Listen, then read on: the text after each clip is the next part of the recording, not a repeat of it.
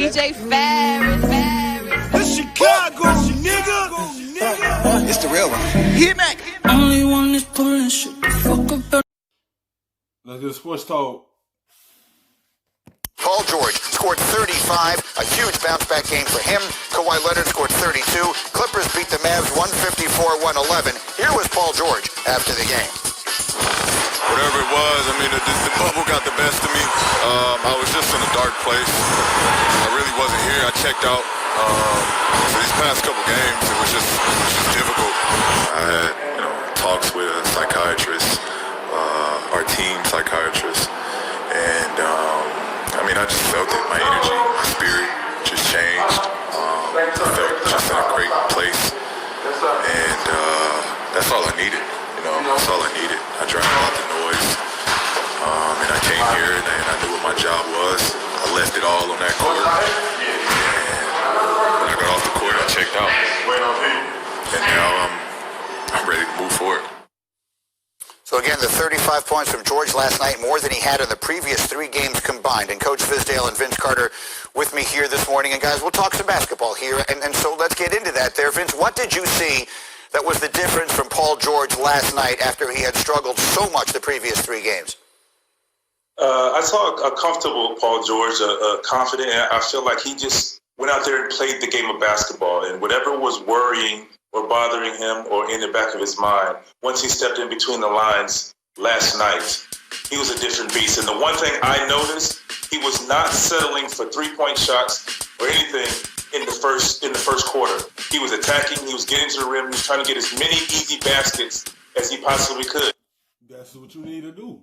You get the easy baskets, and you see the basketball go through the hole.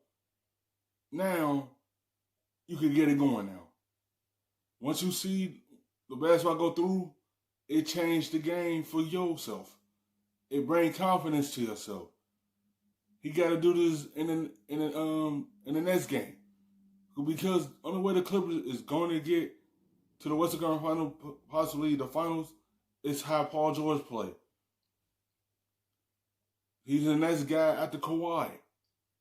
Like, they need him to be able to help this team go deep in the playoffs.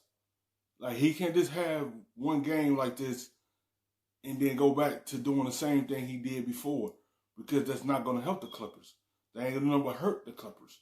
Yes, he's a good defender on the other end, but they also need him on the offensive end also. Coach Fizz I recall him telling me that, hey, when you're struggling, get as close to the basket, get some layups, get some free throws that you can, and then work your way from there. And I noticed how he did that. He was trying to get downhill, and he was trying to get fouled or get a layup, and then you work your way out from there once you see the ball go through the net a couple of times. Coach, let's talk a little bit about the psychology piece of this. You heard Paul George very openly there talking about how look, these are unimaginable circumstances these players are playing in. They're in a bubble away from their families, away from their lives. We have and that can take a toll on a player. You playing in a bubble, no fans. No family can come in the game and watch you play. It's just you and your teammates and the other team. It can take a toll on you and have a psychological effect on a player.